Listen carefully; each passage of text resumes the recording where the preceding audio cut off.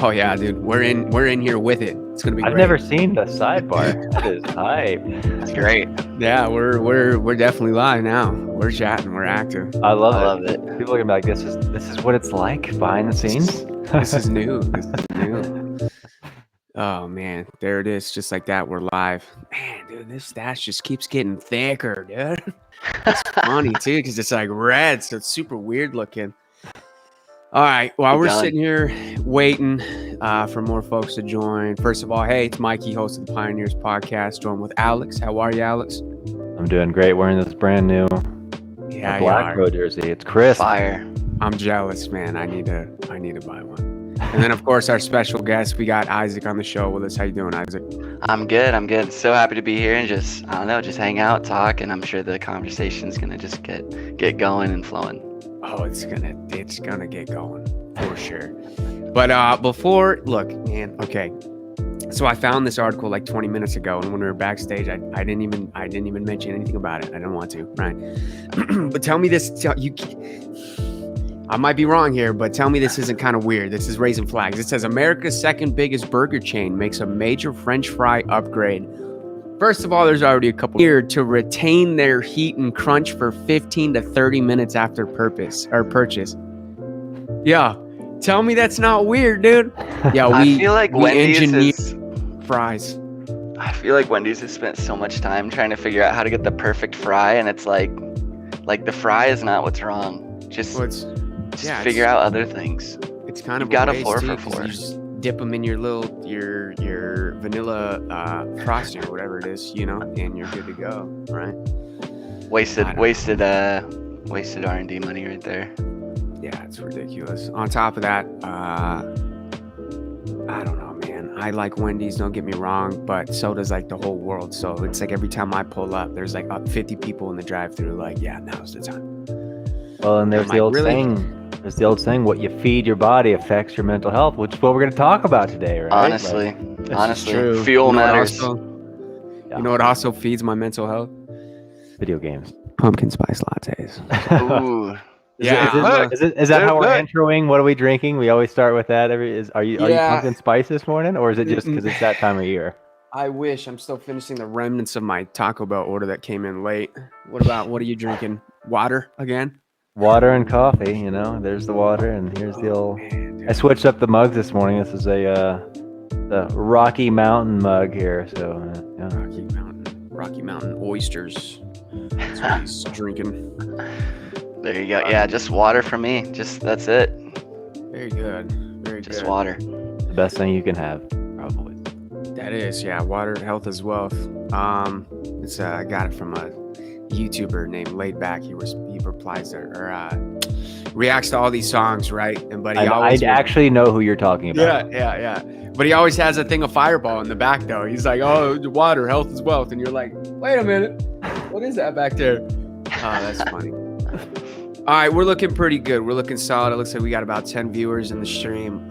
Just want to let everybody know that there will be a point in time where we do a Q&A. We'll let you guys ask certain questions regarding mental health, whatever you got on your mind.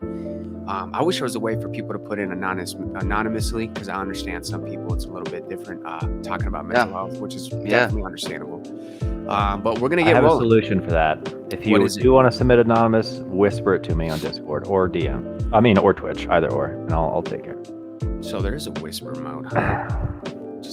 Well, DMs on Discord, and you can, if you're in Twitch, you can just click on, I'm going to say hi in chat, and you can click on my name, and you can whisper me. Boom. Done. There we go. Perfect. It's beautiful. I learn something new every day. That's what I'm talking about. All right, well, there you have it. Look, there's the fix. I love it. All right, so if you weren't with us here a couple minutes ago, so we got Alex obviously on the show as always, and then also joining with us today is Isaac. I don't even know how to because you got all these degrees and everything. What do you want to be referred to as? No, you can. So my gamer tag, my moniker is Prof, but Isaac, Prof, it doesn't matter.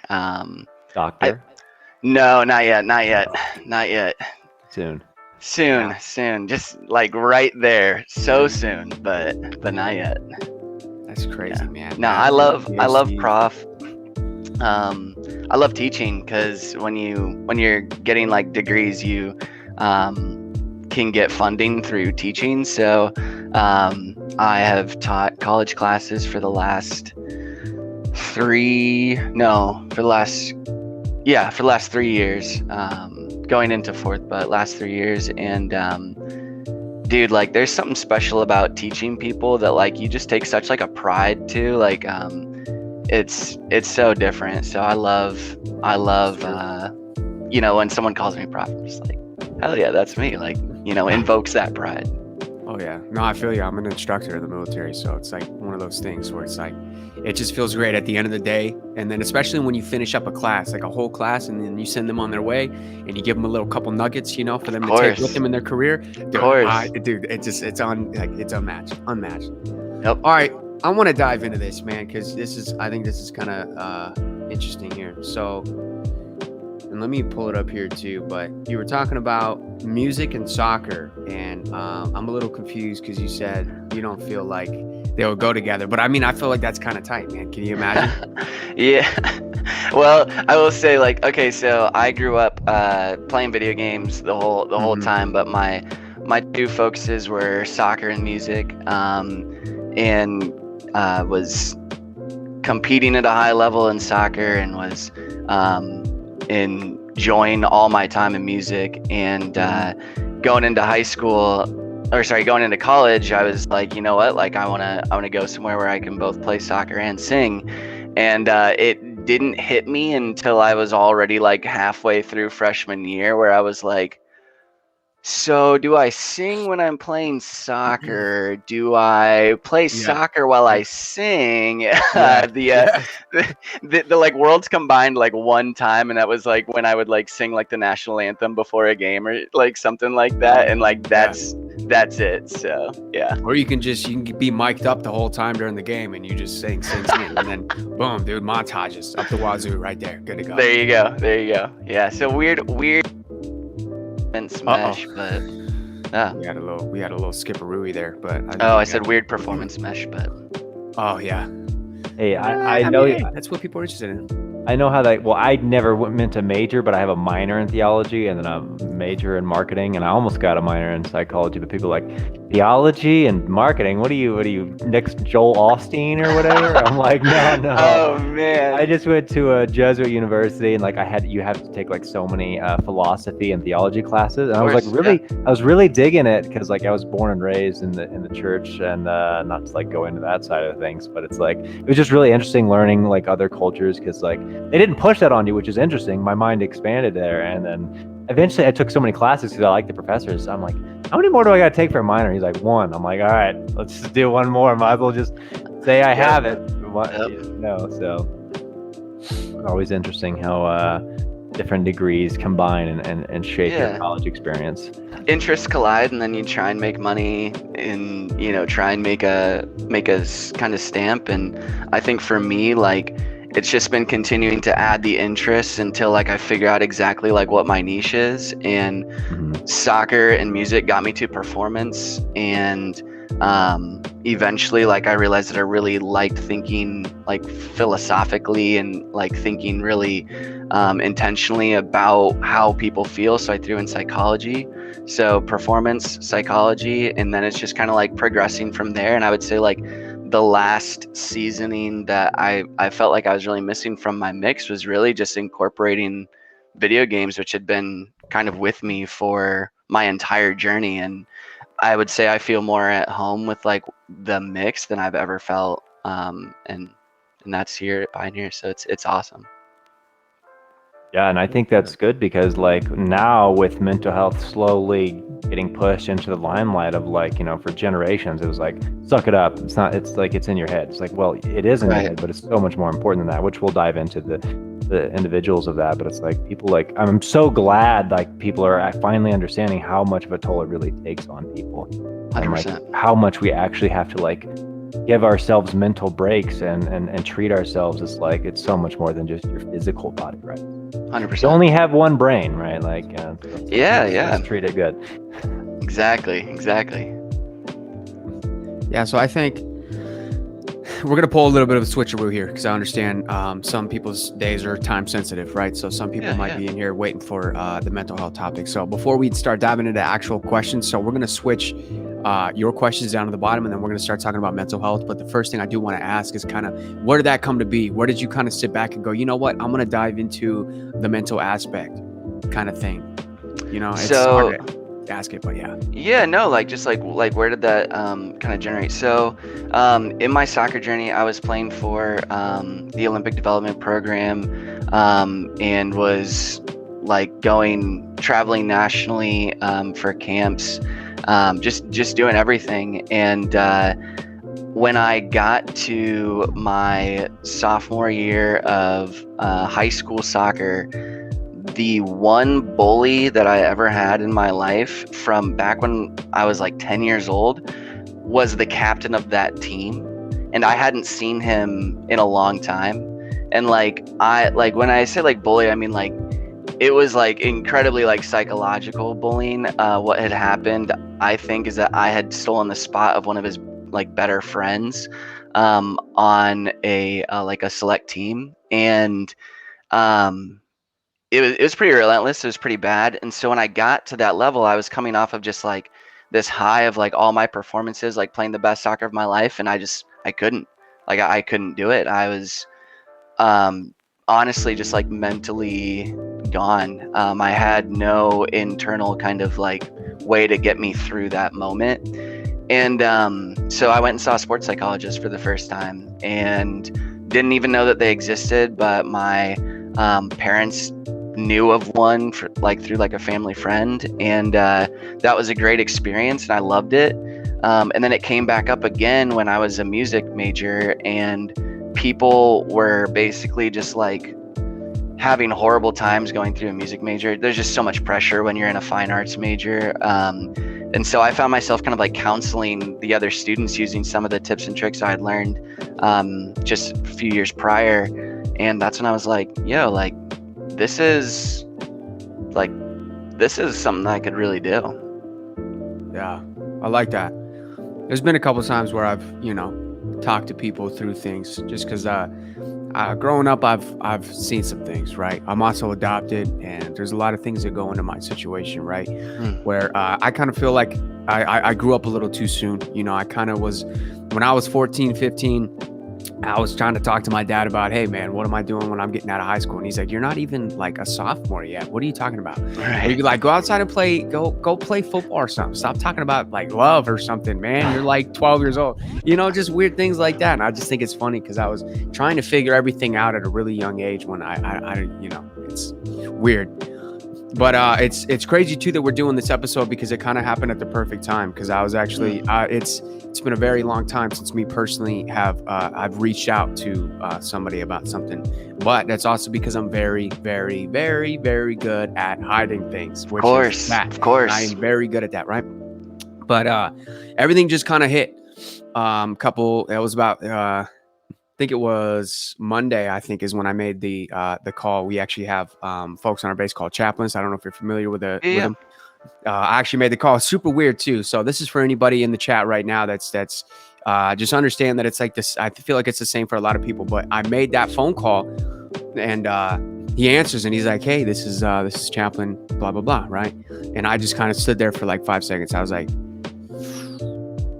hey, I don't know how to start this. I really don't. I don't know, I don't know what I'm doing. And then he just started asking me questions, and it just went.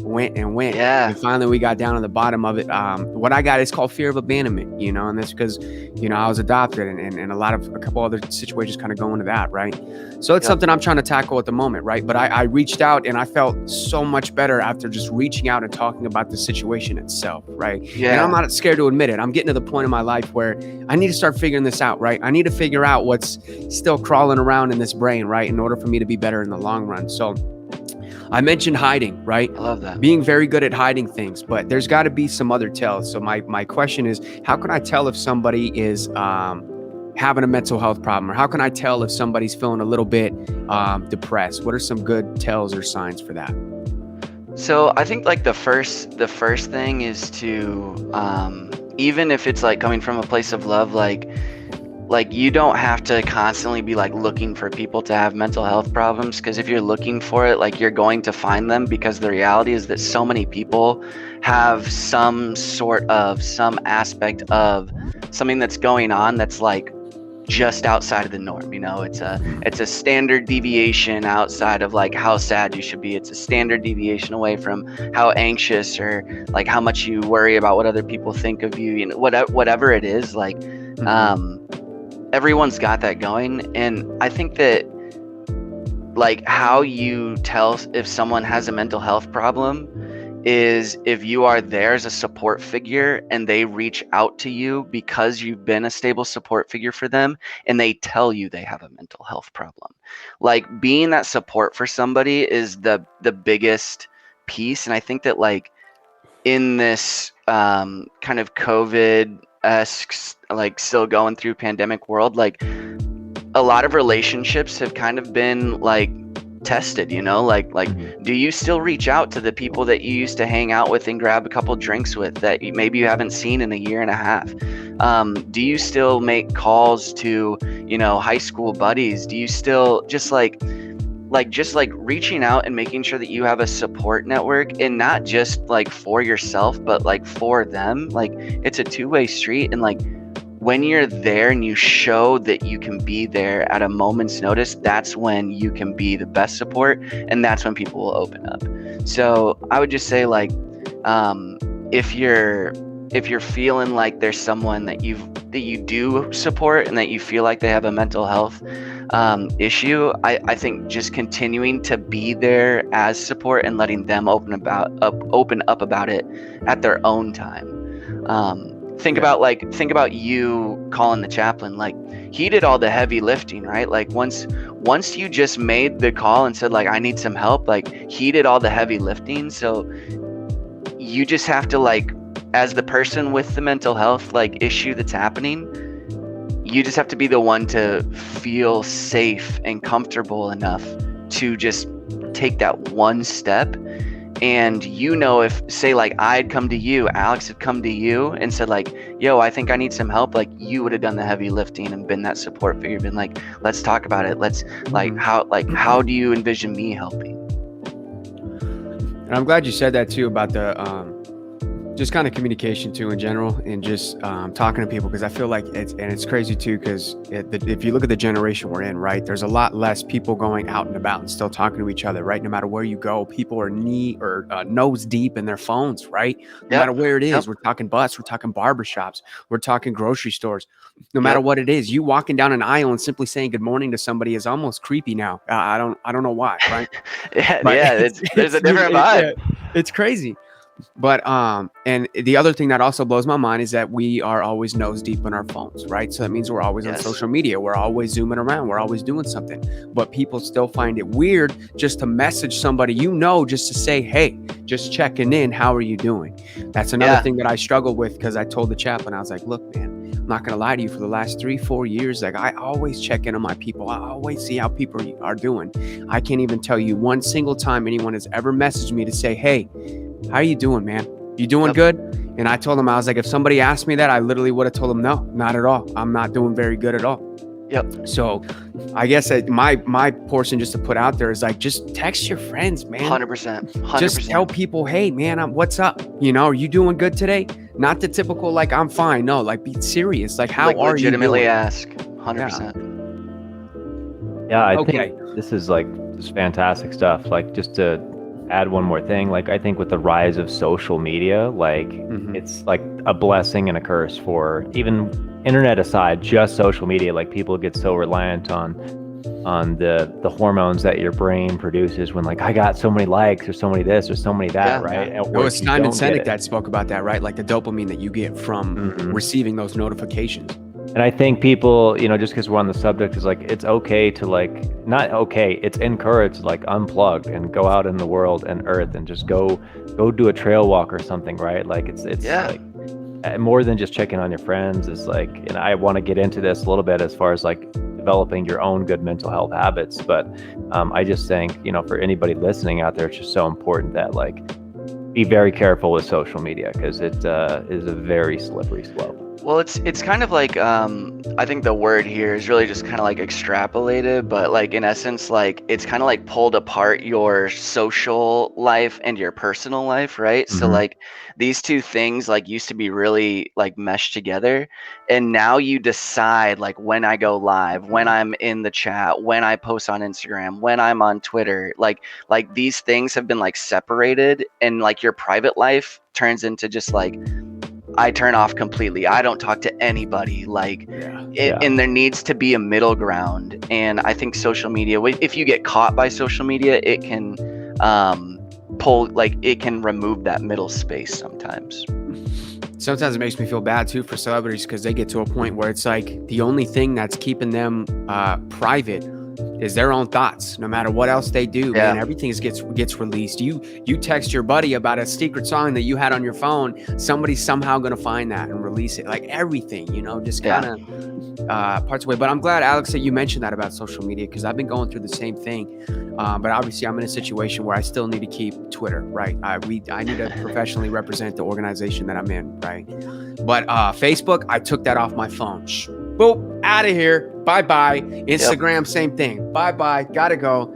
But I have it on computer for Facebook. Instagram's gone. I'm tired of Instagram. It pisses me off. It's a waste of space.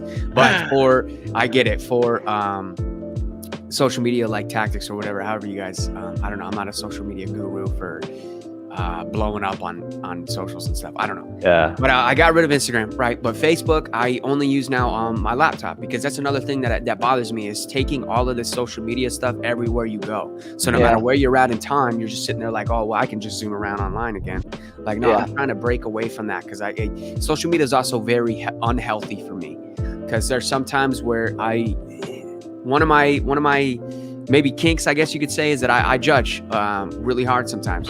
So when I'm scrolling around on social media and I see something and it's something that just isn't right, it's really going to piss me off. Yeah. It's really going to sit in my mind. And I'm like, this is unhealthy, man. I can't do this. Because you have so many people who think that they're the all-knowing. You have so many people who have like negative thoughts, but they think that that's the only way to operate in life. And it's like, I can't do this, man. I'm trying to sit on my porch in 60-degree weather and sip on my tea, dude. I'm not trying to look on social media and see somebody hating on something they know nothing about, right? So I guess that's just a kind of recommendation that I'm bringing up is just if you find yourself getting either annoyed from social media, trust me, take a break for a week and I guarantee you're going to come back to it though. And you're going to be like, oh man, I can dig it. My only thing is I kept coming back and I kept getting more and more tired. Not digging it. Yeah. Now I'm not digging anything and I'm just kind of done, right?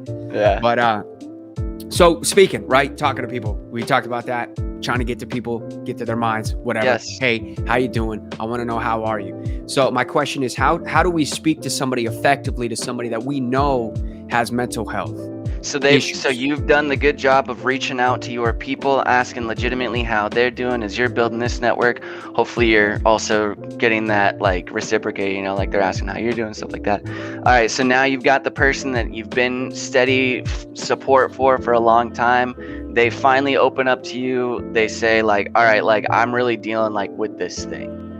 I think the first thing is to like just really go into like your gratitude and like empathy bag. So like the gratitude bag is just saying like, wow, like thank you so much for sharing that with me. And the empathy bag is like I can't imagine how hard that was to like even type, let alone to send that to somebody. And just like, if you come from like this place of like just gratitude, empathy, humility, like all these things, like they're going to continue to open up. And the thing is like all you have to do is just be in that moment and ask the question that comes to mind for you. Like, and hopefully you have, some good questions, just like, how can I help you in this moment? Would you like me to look for support, and referral resources, what are the things that are like kind of taking the brunt of this stressor the most for you right now? Have you reached out to your parents? Oh, the problem's coming from the parents. Okay. Have you reached out to like your siblings, your closest friends? Have you reached out to anybody else? And really just like continuing to like just support them and empathize with them, and like make sure that you are just present, like with all their answers.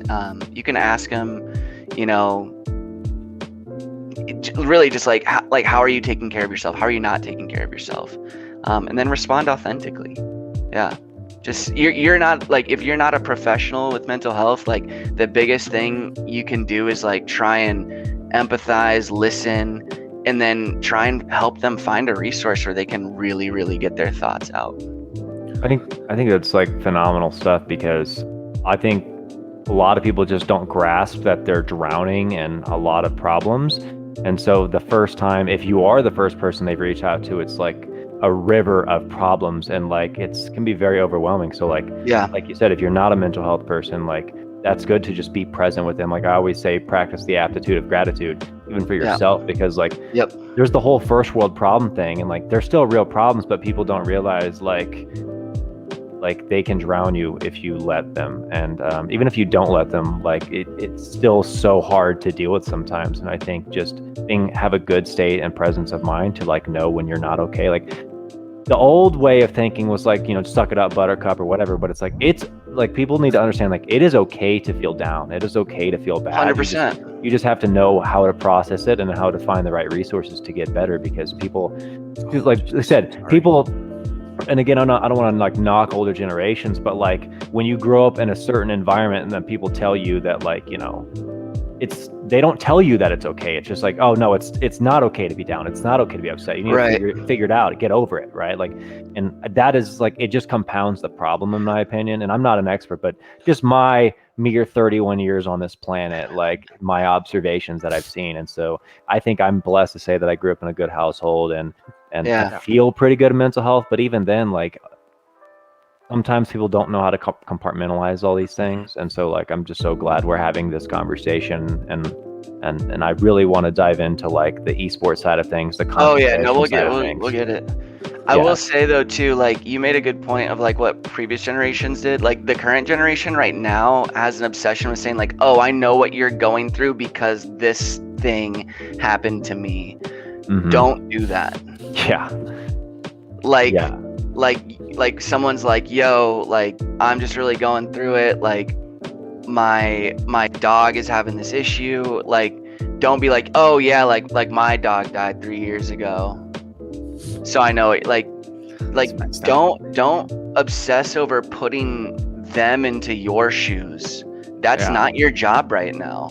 Your job is to really, really try your best to jump into their shoes with a, wow, like that has to be so hard. Like, what are the things that's like really getting you? Like, is it just that you can't be there for your dog? Is it that, you know, you have to like, just ask questions. Don't say like, I know what you're going through because XYZ. That, I think that's this generation's biggest hurdle in mental, like helping people that are going through mental health issues right now.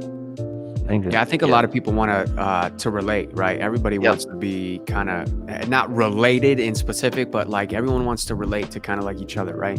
Yep. Which is perfectly fine, but don't tell somebody how you relate. Just tell them, look, I understand, you know? Yeah, it's because then you're placing the spotlight on yourself as opposed to where it should be on them, which is like getting help. Exactly. It's not about you. I would say like you can still make room for those comments, but like let like that conversation happen, and then maybe after the conversation's ended, send them like a follow-up text and be like, hey, like I really appreciate you like reaching out like about your dog. Like it reminded me of, you know, me like a couple years ago where I was at with mine, and I just appreciate your vulnerability for like willing to talk to somebody about that, because I never did. You know, whatever it is. That might be opportunity to put advice. A follow-up. Exactly. Like that's a follow-up message. I did. Yeah. Exactly. I love it. You know what I struggle with though, and what kind of ticks me off is the fact that we talk about like all these really good tips, but I feel like any human being should be acting like that no matter what, right? Everybody should just have respect for each other. Everybody should be able to empathize with each other. Everybody should be able to understand, you know, because we're all human. We all go through different things. Some things, because that's something we're talking about right now in the military too, because becoming one of the NCOs, right, they start to talk about things and how people are different, right? Everybody has their own thing going on, but it's different too with the fact that it's like for you, your dog dying might be kind of, here, but some other individual, their dog dying is going to be up here, man. Yep. And you gotta meet them here. You don't meet them here when they're up here, because it's not going to work. You know what I'm saying? 100%. But I don't, 100%. yeah, what I don't think understand there's is, enough why doesn't resource, this get taught in school, man? That's exactly Why isn't there a what I portion was in going to school where they say. talk to you? Yeah. It's because there's not it's getting better, but we haven't taught people how to deal with this, whether it's personally or dealing with friends. It's not public, so no one really knows how to deal with those social interactions. Even if you want to be there for somebody, you're like, I don't know what to do, even if it. So I think that's part of the problem is, like, let's educate the people, which is why I'm so glad we're having this episode, because it's like, even if it helps one person, we're doing our job here. And so, well, I'm not doing, Prof's doing the job here. But I mean, it's like, I think it's just so important that we realize, like, everybody struggles with different things. And so for me, like, just listening to this conversation is so eye-opening, because it's like, I know even I have issues that, like, when you start to listen and hear about it, like we're talking about, you're like, maybe I can do better. Maybe I can do a good job of, like, or whether it's helping somebody else or you going to get resources, no matter how minor you might see things, like going to see a therapist or a mental health expert isn't a stigma like it used to be in society. It's like, this should be common knowledge nowadays. And you don't have to split between, like, helper and helpee either. Like, just be a good human. Yeah. Like if you need help, go get it. If you have the opportunity to help somebody, do your best. But, like, just be a good human. 100%. Yeah. There's I'm sure you're familiar with Brene Brown, right, Isaac? Oh yeah. Yeah. So I watched that TED Talk on vulnerability. Very, very outstanding. I call them briefs, so it's a very outstanding brief, right? Yeah. But she even talked about how she has a therapist, right? There's a lot of folks out there that are like, I don't want to go talk to a shrink, but I guarantee you most of those shrinks probably went to their time in which they felt like they needed to reach out to somebody and talk to somebody. And that's why they're in that situation, is because they understand, they get it, And then I think, I swear, like, middle school into high school, that's the perfect time to be starting to throw some of this stuff into classes, because I think when it was guidance counselor integration stops, unfortunately. Like, and that's everybody weird. remember your guidance counselor from elementary school, but, like, where did they go? Yeah. Where are they? So I think, I'm pretty sure Simon Sinek is the one that talks about that, right? That's when you're starting to enter your teenage years, and that's where you're trying to get the approval of your friends versus your parents, right? And that's where things start to get stressful, because you're like, how do I please everybody around me? So I feel like there should still be somebody around to help step you through that process. So once you get to the point where you go out into your own world, you don't have all these weird demons, running around in your head trying to figure out what you got going on. But I don't know. There's just small steps, right? Small steps. 100%. No, I love this. That's such a hard time in your life too. Like, your body's changing, your mind's changing. You have, like, stressors are everywhere. Like, everywhere. Your hormones are, like, going through the roof, and your body's just like, what is going on in addition to school? And, like, we all know bullying is rampant in that time of your life. And it's like, it's so, and that is the perfect time to integrate. Like, hey, it's okay to feel bad. But anyways, I'm not an expert in this stuff. It just seems like a logical explanation, and I think we'll get there. I really do. I remember something that always stick with me, and when Logic came out with that song with the suicide hotline number, and then he did that live performance with the Amaze or something, and it was, like, so powerful, because you realize how many people in society have come this close. To the brink. I think everyone on the stage was, like, somebody that had a suicide attempt. It was. And it's like, and then his speech at the end where it's like, treat each other well, be a good human being, and then, like, it's okay to, like, ask for help. And so I think that's, like, the first time I think I've ever personally seen, like, the limelight was, like, on mental health and on such a large scale, so as opposed to just some doctor who's talking about it that, like, nobody gets views, even though they deserve way more views than what they'll get on a YouTube video. But I'm just glad we're slowly as a society getting there. So I mean, to, like, not that I'm, like, trying to change gears here, but, like, the fact that, like, KCP recognized, like, that this was something that they should go in the direction of. Like, granted, I'm not doing counseling for, like, my degree is in counseling, like, my doctorate will be, but, like, and I'm doing performance stuff for KCP, but, like, just for KCP to be like, yo, like, it would be great to have somebody taking care of the psychology of our players. Like, yes, like it's getting integrated in so many forms and fashions now. So it's just, the destigmatization is great. I think now it's just like humbling ourselves to make sure that we're going in the right direction. Because we're very excited about it. We're moving fast with it. It's just like make sure we're going about I would love it the to right talk about the gaming side of things. So like, Yeah. well, couple things. Well, do you mind questions. if we cut into something real quick? Yeah, go ahead. Yeah, because I was going to say, because I feel like for the folks that are still here, and it's up to you, we can make this call right here, right on the spot. But since we were talking about how do we talk to other people, I figured we just ask those last two remaining questions about kind of how do you identify it in yourself? Do you want to go into that first, and then we'll kind of cut into KCP and how that? I mean, yeah, like just like knowing maybe if you can combine both of them together. Yeah. I mean, I think knowing if like everybody knows like your vices, like you look in the mirror every morning and you see flaws that no one else sees. So like knowing if you have something going on, really is just like down to mindfulness, just like really thinking about like what you've got going in your life, what's stressing you out, like writing things down is a really good way to do so. So yeah, that's just like willing to like not continuously distract yourself. You know, like don't run to Netflix, don't run to YouTube, don't run to Twitch. Alcohol. Yeah. Just like don't distract yourself from feeling your feelings. If you've got stuff, like I always say, like if you distract yourself, the only thing that's changed is that like the stressor is still there, but it's kind of like when you go on a vacation and you've got like all this work, you know, that you need to do before vacation. You go on vacation and then you get back and you're like, now I'm way more stressed because I've got less time to do what I need to do. Like just take the time to like be mindful and know what you need to address. In terms of like the like how you get better, this we've circled back to the beginning now. Like find support, reach out to support. Like you can't like will it. Like yes, you can like eat right, sleep better. You can, you know, like do like a lot of things yourself to like get into like a good position. But honestly, like support is going to continue to be like the thing. And if you are hearing me say like support and you're like, I really don't have much support right now, start building some through your gaming. Like I'm guessing most people are here because of like gaming. Like start building that support through all the avenues that you have. And building that support is really like asking other people like, how are you, man? Like just being there. So yeah, that's how you know if you're struggling. The mindfulness and how you get better is reaching out. Well, then I love every second of it. Alex, be a good human. That's how it starts, right? Like if you be a good human to others, you'll build a support group. And like, and if you still feel like you don't have people, I'm sure Prof will tell you there are professionals out there. Don't be afraid to reach out. Like 100%.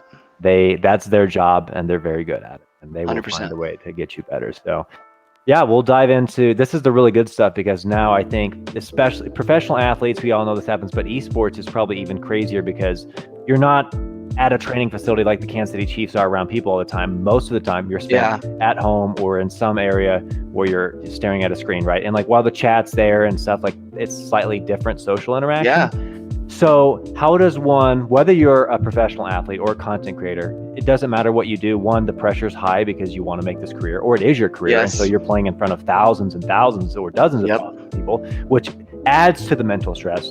And then two, how does one like deal with not only those stressors, but I think that what I'm trying to get at is like, even if you're a content creator, for instance, right? Like, and you're trying to make this career and you have so many things going on, how does mental health affect that, and how do you improve your mental? I guess I kind of just answered the own question there. We just answered that, but like, what do you do to kind of like get yourself in the better state so you can continue the grind and really push forward?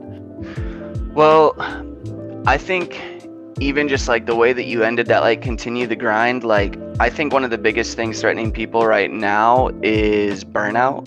And like gaming right now is obsessed with this grind culture where it's like, I'm gonna be the last one to go to bed, like I'm gonna be up and, you know, like just like the literally like the break of dawn even still, you know, like like burnout is like a huge issue right now due to grind culture. So I think that really a really like helpful thing initially is to like understand that you still need to sleep. You still need to connect outside of like this grind. Like the grind could be your way to like make money, like make ends meet, and like you still need to support that with good sleep, good food, good connections. Like the grind can only go as hard as well as like your support is for it. So you're telling me not to eat Wendy's engineered fries then? That's what you're correct. You're correct. Yes. And then I would say the other thing too, like with gaming, like you have so many numbers in front of you, right? Like you, like same with like social media, like you've got like the likes numbers, you've got the viewers numbers, like you've got the, just all these numbers in front of you. And I think that you can really start to link that to like your own self-worth. Yeah. And when you're linking these metrics to your self-worth, like it's really hard to like unlink them first off. And so like then you see people taking like break, you know, like, hey, I'm done streaming for, you know, weeks, months. And it's like, if we were able to like understand that like I do this because I love doing this, and also I have time outside of this with the people that really love me for me, like again, support. That's going to make it so that like that low self-esteem doesn't happen based off of just looking at the numbers. I love that. I actually told somebody last night, especially as you're getting started as a streamer or even months in, like it's hard to make it big. And like I genuinely asked in the chat, and I was like, or I told them, I was like, don't focus on the number. Like if you just like have your good production or your good personality, like if you just continue to do a good job taking care of yourself, but then putting out the content, like the viewers will come, the people will come. It's like you can't. We talked about this with Nick and Brandon on earlier episodes. It's like, don't focus on the number, just focus on what you're putting out, and eventually like the number will grow. And like if you're, like you mentioned, if you're so focused on the number, like we did with social media, you get correlated with like number equals success, and I don't think that at all. Right. And so like, you know, because what's the difference between 5 or 10? Like you're building a community, but at the end of the day, like if you're so worried about that, it's just going to impact you so negatively. And it's just like you're putting the skeletons in the closet, and it's just going to overwhelm you, especially if you don't have the support group. So I think, you just hit the nail on the head for people. It's like, it's okay. Don't correlate that. So I guess my next question is like, what do you do now on the esports side of things for KCP? Yeah. And I'd really love to get into that, because I've heard really good things as far as like, I talk with Prof and oh my God, I'm feeling great. So like, what's the secret? I mean, you don't have to give away the secrets, but like, what do you do for KCP, and like, how does that help our players? Yeah, no, so I feel like this could be like a whole nother episode, probably. Yeah, this could probably be a whole nother episode, because the amount of like things that I do in terms of like performance psych, as opposed to what we've been talking about, like the counseling psych side, like whole like different ball game, but like you know, still a fun game all together. But so yeah, what I do for KCP, it's funny, since I was added to the esports manager like tab under Discord, I've been messaged from people that are like, what do I do to get into KCP, and like stuff like that. Like, now you're official. You get all those DMs. It's so funny. I'm just like, I don't know anything about what content creators are looking for, dude. Like, that is not my job. So no, yeah, I am the mental performance coach for KCP. So I work with the esports athletes basically to do two things. The first thing is to raise their performance floor. So how can we make you more consistent? Like, how can we make it so that when you're having a bad day, like you can still like perform at a certain level? And a lot of that actually has to do with like making sure that their what I like to call like peripherals are being taken care of. So like, what's going on in your home life? Like, what's going on in like your social life? What's going on in your, like, what does your sleep look like? What do these things look like? And that's a really good way to like make sure that that floor is hitting a certain level. And that's an easy thing to look at, because like they're already professionals. Like, they are literally getting paid to play video games at a professional competitive level right now. So with that being said, like consistency is the currency of like professional athlete success. Like those that can stay consistent stay at the top. So raising the floor is a really big thing. The fun comes in when you start raising the ceiling. So like, all right, now we've determined kind of like where your floor like is and can be, should be probably. Now let's raise the ceiling, and that's when you really start to do a lot of fun things. So you're working with like, making communication really tight within groups. You're making sure that everyone is like kind of on their own path in terms of their own personal improvements and figuring out why those are their personal improvements. So a lot of it's just talking, just asking like, what do you really think you need right now? And then once they say it, it's just like, good, I'm glad that we had this space. Now go make it happen. So yeah, that's kind of like the gist of what it is. But yeah, it's so much fun. It's so much fun. I'm not gonna lie to you. I feel like that might be a good content idea somewhere down the road, because I was juggling in my mind like either a part 2 to the podcast or having that kind of be some kind of content piece somewhere just to kind of talk about that. Because I'm not gonna lie to you, I just got so intrigued. Like I was frozen listening. I was just like really getting into that. So good. Yeah, that's the juiciness right there that we were looking for the show. Yeah, no, I mean, I've got a video with Mr. Nobody coming up soon, so there will be like a little snippet there. And I definitely want to talk about like the esports side, because I think like people are dying to know what this looks like. But no, I mean, I'd be down to do a part 2 as well, just because I mean, talking about it like this just raises questions, ideas. It's so much fun. Yeah. Okay, so I'm gonna get ready to ask a question, but I do want to also give a shout out to somebody too, because you were talking about burnout, right? And when I posted up my tweet online, I was hoping a couple other folks would talk about it, but I just want to shout this individual out. His name is AO Kiwi on Twitter, right? And he said the idea of taking breaks if you feel burnt out, right? Which is a very very good thing to do, right? No matter what you're doing. I was playing Red Dead for like 6 hours, and I'm like, it's getting pissed off. And then I got off, got back on, boom, started kicking butt again, right? Having a good time.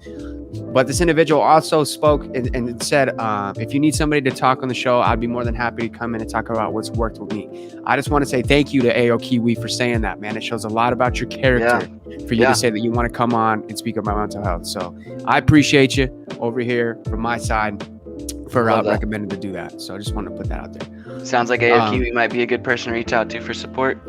That's what I'm saying, man. And it says apparently he's a professional Valorant Rage tweeter. So that's a good one. Right there. Awesome. All right, so my question for you is, and you may have already kind of touched on it a little bit, but for you, what's your primary focus as a mental health coach for esports? Because I know you kind of put that in your topics of potential choice or potential topics of choice. Yeah, so a lot of like sports psychology framework is built under this idea that there's like 4 pillars within like sport and performance, and that's physical, tactical, technical, or in gaming world, mechanical, and then mental. So mental like is what kind of like ties it all together. So like you need good mental in order to like get the tactical to like sink in. You need good mental in order for like the physical to like really come through. But I would say like the things that I'm specifically doing, so I want to like increase the quality and quantity of mental skills being used. So like, focusing up, avoiding burnout, just like shifting your attention, coping with your stressors, developing performance routines is one of my favorite things, like pre-performance routines, post-performance routines. Like, okay, so yeah, you're a professional gamer, but like, what are you doing beforehand? Like, okay, you're a professional gamer, but like, what are you doing after the game? Like, are you breaking things down with the team? Are you, like leaving the match before you've said GG and like leaving the, Discord call immediately? Just like those performance routines are really big. establishing your values and integrating those into just like what you do.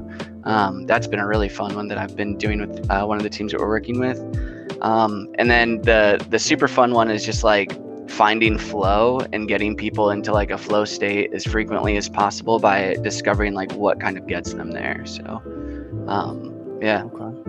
I love that. I think that's how it all matches together to get you to that flow state, which is like anime, by the way, is like, it's really big on that, right? Like Goku, Ultra Instinct, and these. Yeah. I think that's the peak of human performance. I know that this was big in like martial arts years ago. The flow state of like your mental health and your physical body so in tune, you don't have to think. It just goes. And especially with esports, it's like that is pinnacle performance, right? It's like I don't have to think about the situations. My mental health is good. My body feels good. I just do it. I don't even have to react. I am the action. And I think that's like why we have dove into esports and the mental health side, why it's so important for us, because like there's a lot of stress, there's a lot of pressures. And I guess the next question I want to lead into, and this is for the gaming industry at large, so it's going to be kind of a hard question to answer. I'll try to make it easier.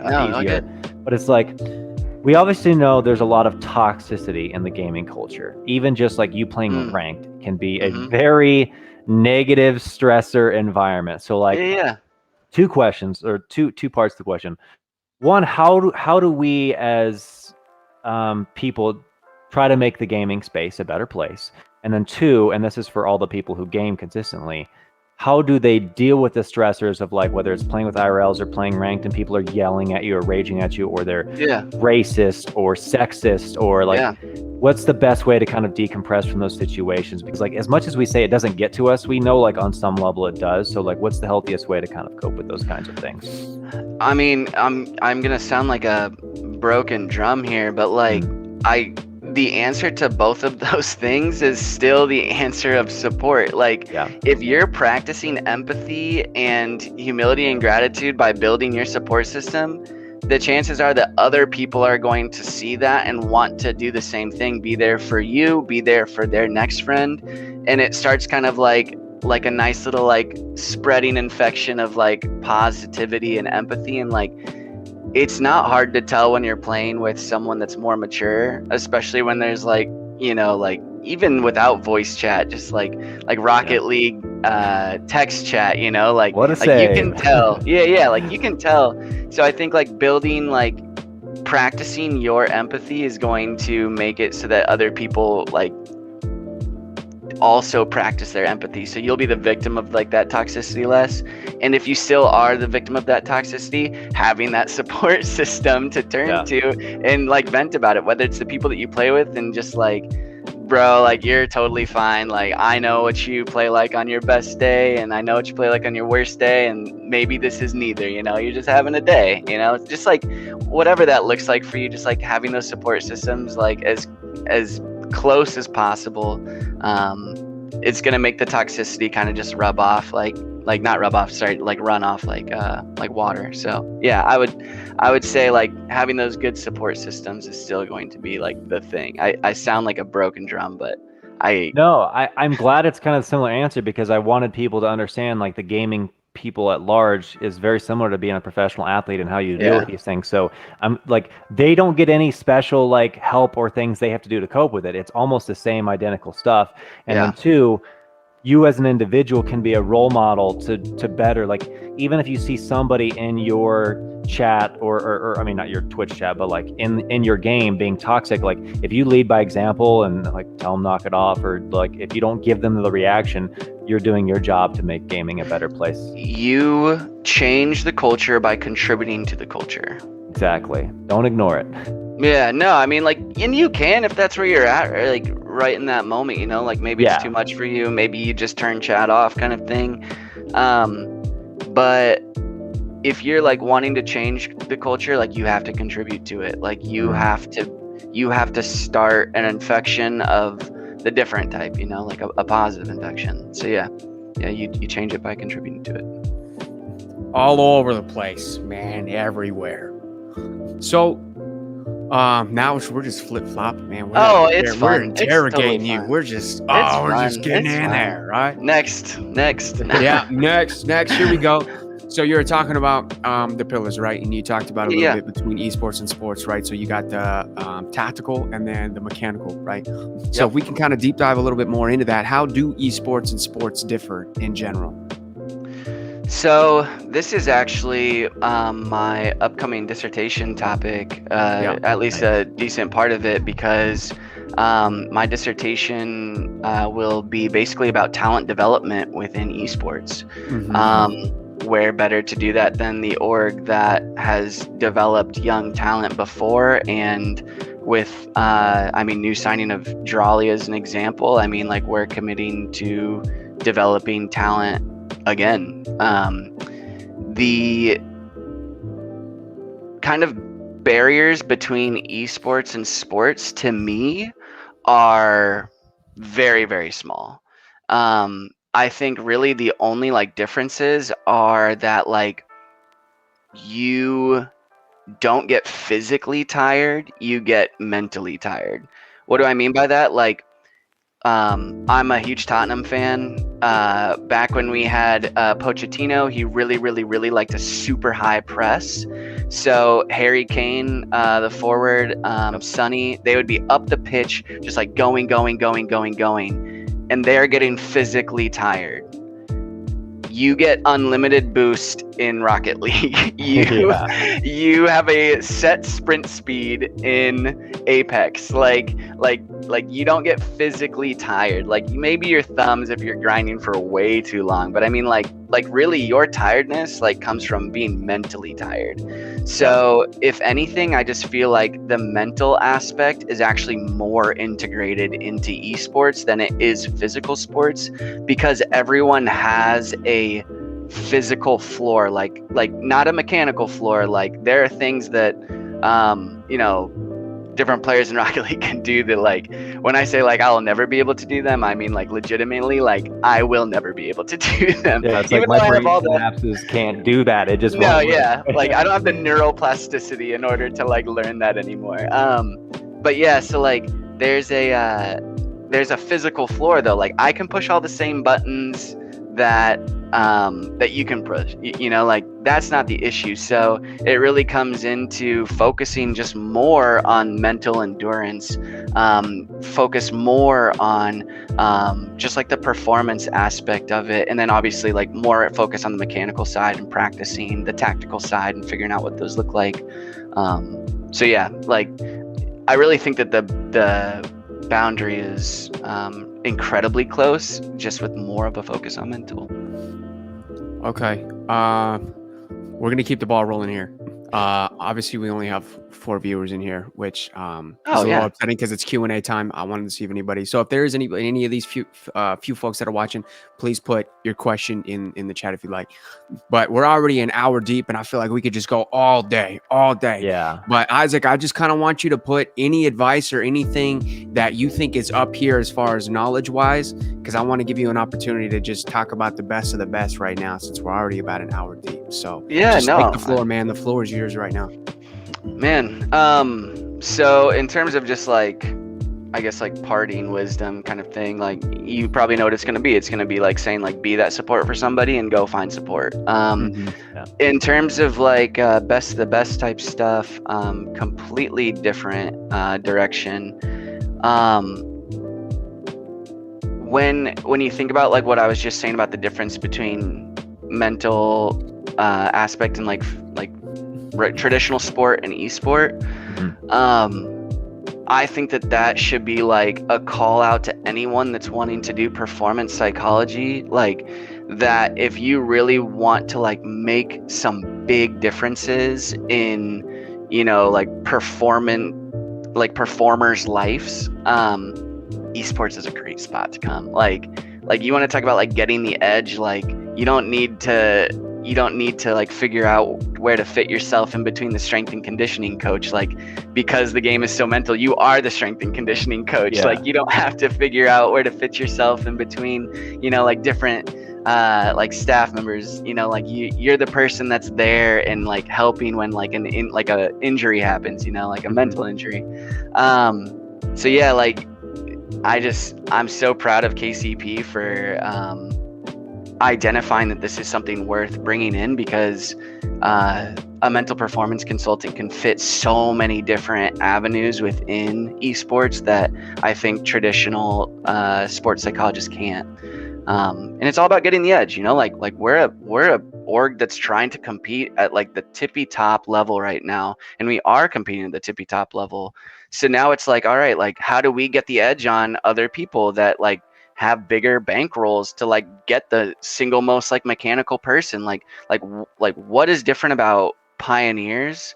And I think one of the easiest ways to really like set yourself above the competition is to hire a mental performance consultant. Okay. I like it.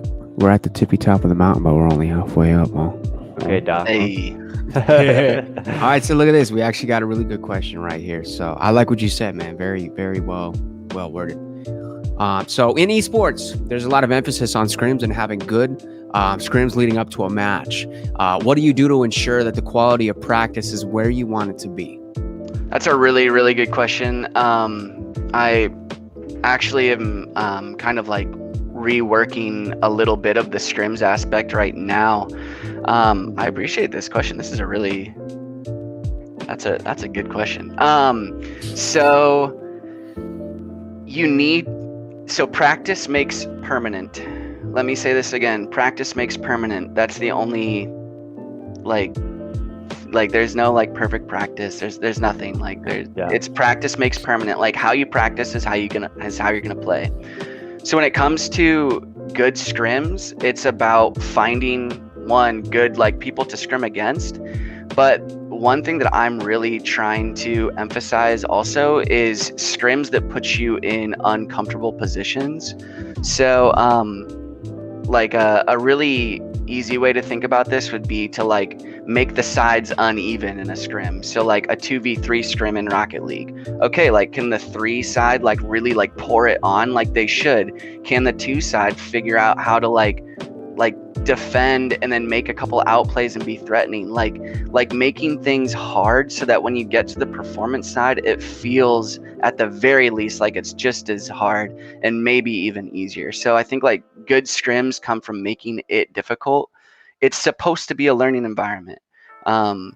You talked about Dragon Ball Z earlier with the Goku Ultra Instinct. Like scrims can be like that hyperbolic time chamber where it's like, let's up the gravity, like let's up the temperature, let's make it hard. So I think good scrims are hard scrims, and the idea is that like if they're hard, it also calls for the performance consultant to like be there so that they can be there like with support. Like, hey, like, yes, you just got like absolutely blown out of the water in this moment. Like, that's okay. Like, we are using this as like a learning moment. Let's talk about what worked, what didn't work, what to do for next time. So I think like scrims is like needs to be just like more investigative, and you should try and make it harder and harder and harder so that it translates to the game better.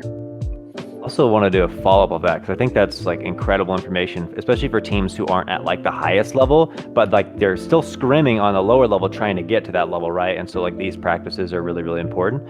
And I think, so my next follow-up question is like being mindfulness of that. How important, I'm sure it is important, but how important is having a good team atmosphere, being able to talk about issues personally and professionally with each other? Like, because I know a lot of times gamers, they'll rage off, I'm done with scrims, we suck today, I'm out. Like, so how do you change the atmosphere and how do you build that? Because I'm sure it's so imperative to a team's performances to be able to like have accountability in a positive way, good constructive criticism in these kind of environments. So first off, the first thing that you snuck in there was how important. It's all the important. It is incredibly important, and I think that one of the easiest ways to build from there is to establish pre-performance routines that gets your team talking, and talking potentially not even about the game, just like, how's life for you right now? Like what's the TV show that you're watching that I should watch? Just like investigating about your teammates' lives can lead you to just like be in this space of just like wanting to know more, and then you find something that clicks with you and them, and boom, like you've solidified a connection there.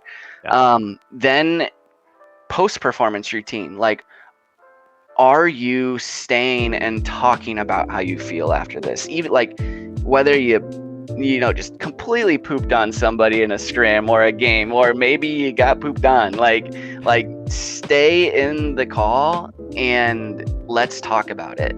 Because sometimes maybe you saw one thing, but like they're like, well, actually, like it was a completely different situation, and okay, like let's bring up the replay, or like, okay, like let's talk about what you saw, what you felt, and just talking it out, and having somebody that's a mental performance consultant that can really keep the team dynamics like in a positive space is great. Because like there have been times where like a player said this, I'm like, let's rephrase that, because I think I know what you mean, but like right now that's a bit spicy, you know. Like like you can rephrase that. So like having somebody like me in there for when those comments are like coming, and you've just had like a really hard scrim, like it's perfect, because it kind of keeps the conversation positive, and we're getting good quality out of, you know, the post-performance routine time together. Yeah, I think that's so vital to like the camaraderie. It's like, yeah, I've referenced the Chiefs a lot on here, but they talk about it, how like the Chiefs had such good, not only leadership with coaching, but like the camaraderie of the locker room. There's the reason. I'm sure that's sure they're talented, but that's probably a really big reason why they're so successful. And then you hear horror stories about other people, they're fighting in practice, they just go out and like party all night. It's like, there's a reason why some teams are very successful, and it's not just the physical talent, it's the teamwork, camaraderie, the mental side of it. 100%. I'm glad we talked about, like, because you said these kind of things can get really spicy, especially when you're competing for a lot of money and a lot of stressors. And so you got to get the edge some way, somehow, and you can just improve yourself in every moment just by like having a good camaraderie to build from. Right, you know, at the heart of your team. So yeah. Or you could just be a super strong Thomas Shelby at the beginning of Peaky Blinders and just have a calm, literally just tear. That's a great show, by the way. I love it. It's the early 2022. All right. I think it's like so important, because there's that old saying that like trust takes years to build but seconds to break, and I think in a team environment it's maybe not quite as drastic, but it's so similar. Like you could have a really good scrim, and one misworded comment can just derail the entire positivity and progression of an entire match or scrim or whatever. Yep. That's why words like triggered and being on full tilt and being whatever is so prominent in gaming, because like those really do affect how good your ceiling and your floor and your ceiling, right? So I'm glad. And Mike, I feel like I've been so intrigued, I'm asking too many questions. You got any final ones here? For me, no. It's just, this is, I knew it. We both knew it. I think all of us knew it, that this was going to be a phenomenal episode. To add to that too, I just want everybody to understand that I do not take credit for today's episode. Okay. Isaac reached out to me, and I'm so glad you did, because I know that myself, I'm notorious for avoiding my mental health. Right. So I'm pretty sure that's why I never thought about the idea, but I'm so glad you did, because it was a phenomenal episode, just sitting there, just boiling, waiting to come up. And I'm glad you mentioned it, man. Today's been fantastic so far.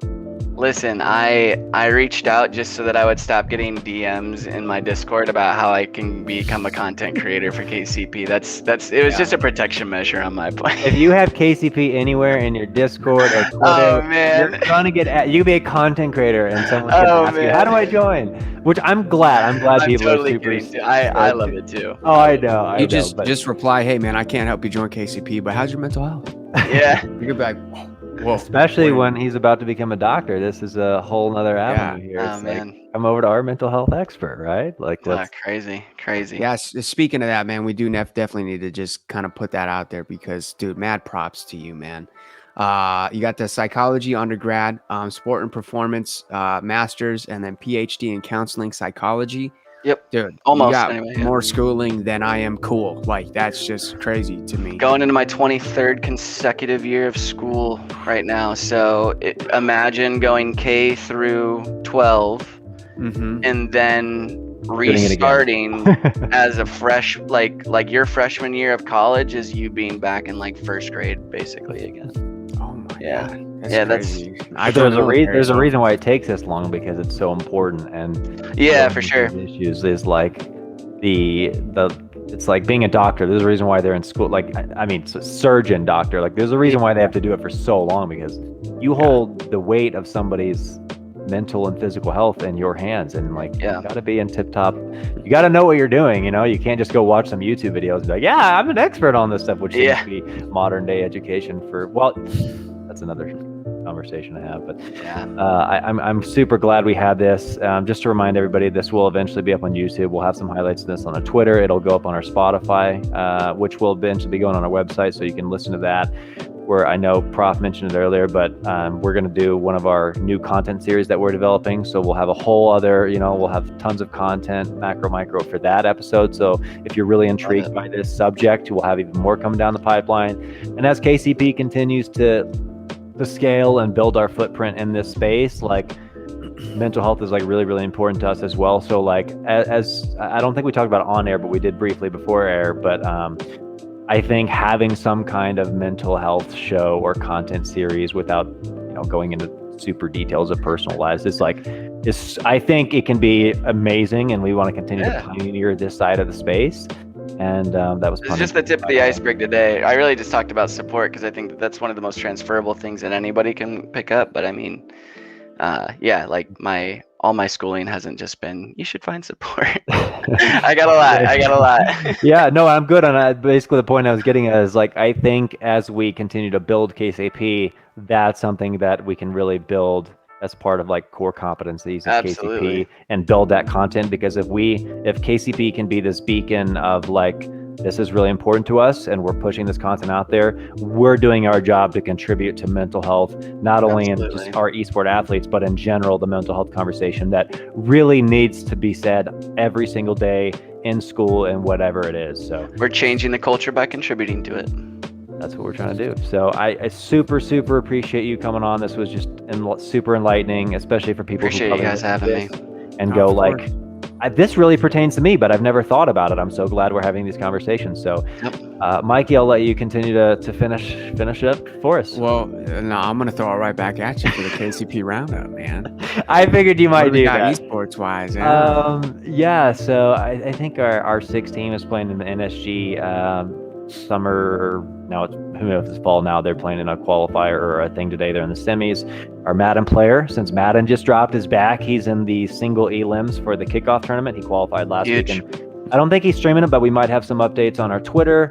He needs to DM me back, by the way, but whatever. Not calling him out or anything, but he told me he was like, since the game dropped, like, he's got to be in it. He's been labbing. He's locked in. He's not doing anything. He said as soon as this tournament is over, he'll get back to everybody else. So there you go, Mike. I tried to hit him before the Madden season, but I think I was a little too late, man. Yeah, no, he'll get back to you.